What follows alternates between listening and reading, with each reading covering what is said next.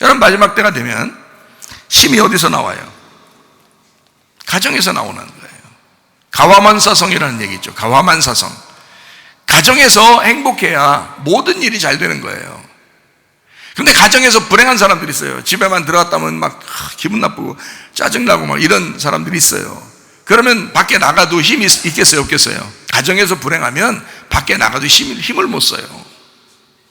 가정이 행복해야 되거든요. 가와만사성이니까. 그 말은 뭐예요? 가정이 힘이라는 거야. 이 세상을 살아갈 힘이라는 거야, 가정이. 자, 교회에 제대로 나와서 여러분이 말씀 듣고 교회 안에서 하나님의 힘을 막 받게 되면요, 그러면 이 세상 살아갈 힘이 생긴다고요. 마찬가지예요. 가정도 힘이고 교회도 힘이라고요. 여러분에게 힘을 제공해 주는 거라고. 하나님의 능력을 제공해 주는 거예요. 하나님의 능력을 교회에 와서 받으셔야 돼. 가정에서 하나님의 능력이 있으셔야 돼. 그래야 여러분 이 세상 살아갈 힘이 생기는 거라고요.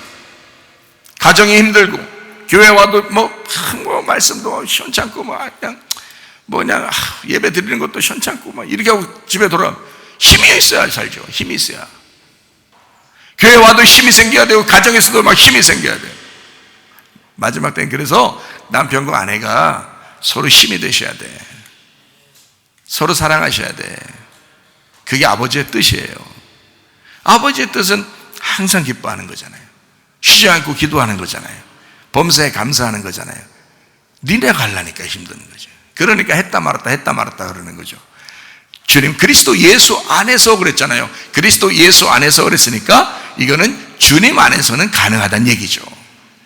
왜냐하면 그 주님이, 그 예수가, 그리스도 예수가 하나님의 이름이니까, 그 하나님의 이름이 우리 속에 이게 기억되어 있으니까 그 안에서는 가능하다는 거예요. 그러니까 그럼 우리가 하는 거죠. 우리가 기뻐하는 거고, 우리가 쉬지 않고 기도하는 거고, 우리가 감사하는 거거든요.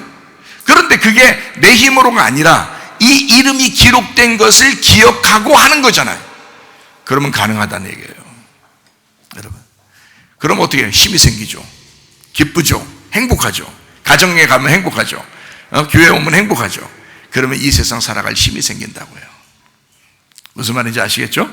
네. 그러니까 그래서 가정에서 자꾸 행복해야 된다. 서로 사랑해야 된다. 서로 교회에서도 서로 사랑해야 된다. 가정에서도 서로 사랑해야 된다. 남편은 아내를, 아내는 남편을, 그리스도가 교회를, 교회가 그리스도를 서로 사랑하듯이 그렇게 사랑해 줘야 된다. 사람들이 좀 착각하는 게 있더라고요. 뭐를 좀 착각하냐면 이런 걸 착각하더라고요. 하나님의 뜻대로 살아야 되는데 말이에요. 하나님의 뜻이 그리스도 예수 안에서거든요. 그러니까 그리스도 예수 안에서 살아야 되는데 착각하는 게 있더라고요. 뭘 착각하냐면 교회하고 가정을 분리를 시키는 거예요. 자꾸 분리를 시켜요. 근데 원래는 그런 게 아니에요. 에덴 동산 안에 아담과 하와가 있죠.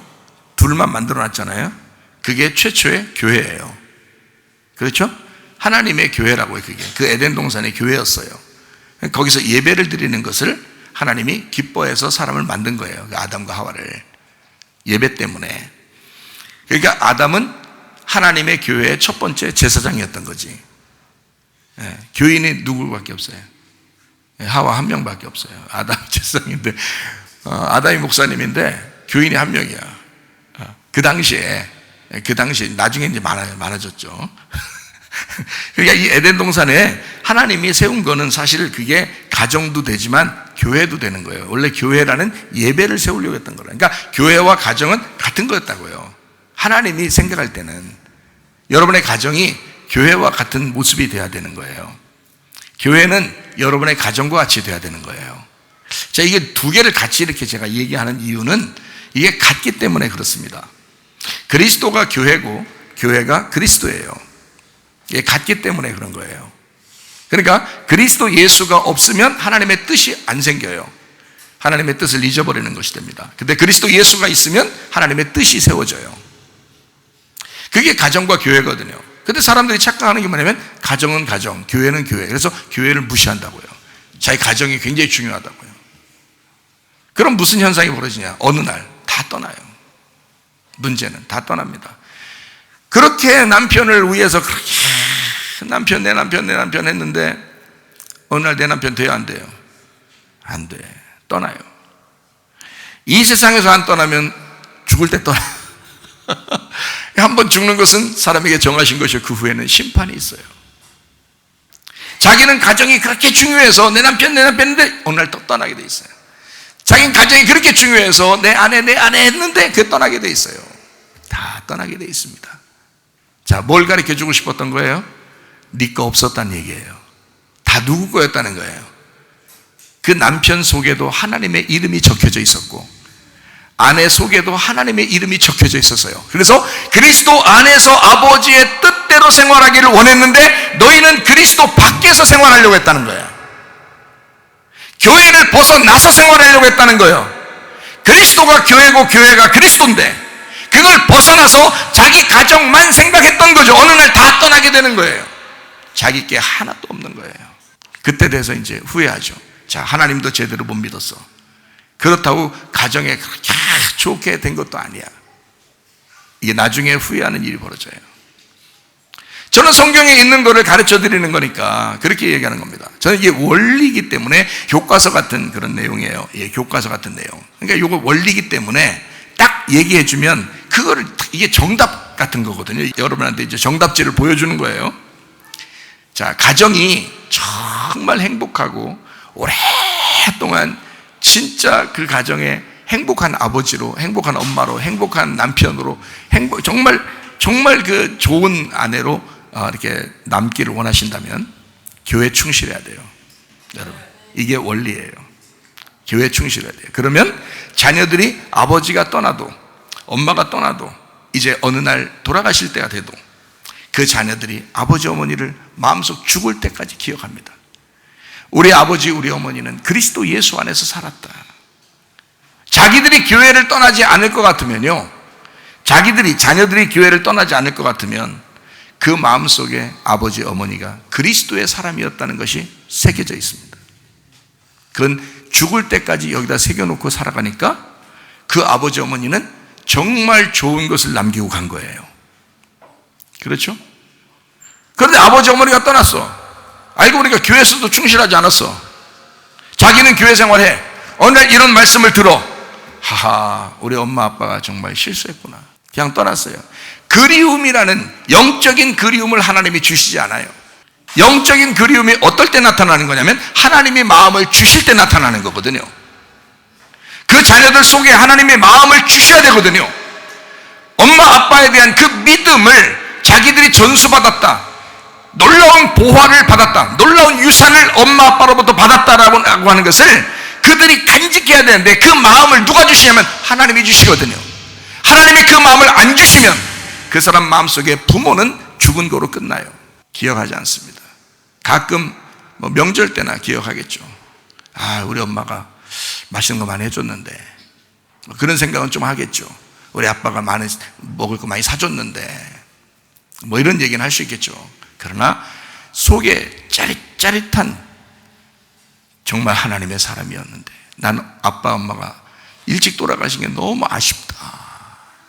응? 조금만 더 같이 계셨으면 내가 더 좋았을 텐데. 늘 그리워하는 마음이. 그리고 그 자녀들에게 뭘 가르쳐 줄까요? 너희 할아버지 너희 할머니는 믿음의 사람이었다. 나도 그 길을 따라가고 있는데 너희들도 그렇게 됐으면 좋겠다. 그러면 그 자녀들이 또 이 부모를 기억한다고요. 이 부모를 또 기억한다고요. 그러면은 사람은 죽었는데 그 이름이 그대로 남는 거예요. 그 가정에. 그리스도 예수 안에서니까, 그리스도 예수 안에서 하나님의 뜻이었으니까, 남편이 아내가 남편을 자 죽고 난 다음에 아우 시원하다 속 시원하다 이렇게 하지 않더라도 남편과 아내가 이 사람은 정말 믿음의 사람이었어. 내 남편은 정말 믿음의 사람이었어. 내가 평생 이 믿음의 사람과 내가 함께 살고 있었어. 나는 행복했다. 나는 죽어도 여한이 없다. 이런 남편이 돼야 되고 이런 아내가 돼야죠. 죽으니까 그거로 끝. 그러면 안 되지. 별로 남긴 게 없다. 이 사람은 믿음의 사람도 아니었고 옛날에 밥은 잘해줬다. 너 옛날에 나한테 먹을 건 잘 사줬다. 이런 걸 기억해서 뭐 할 건데요? 자기 속에 영혼이 기억하는 게 없다고요. 자기 속에 영적인 기억함이 없다고. 그리스도 예수 안에서만 하나님의 뜻대로 살게 돼 있어요. 근데 그걸 모르고 교회에 충실하지 않아. 자기는 가정, 우리 가정, 우리 남편, 우리 아내, 내 자녀 다 떠나요. 여러분, 그게 원리라고요. 남녀간에 사귈 때도 마찬가지입니다. 막 집착합니다. 막 내 남자, 뭐 내 여자 막 집착하자.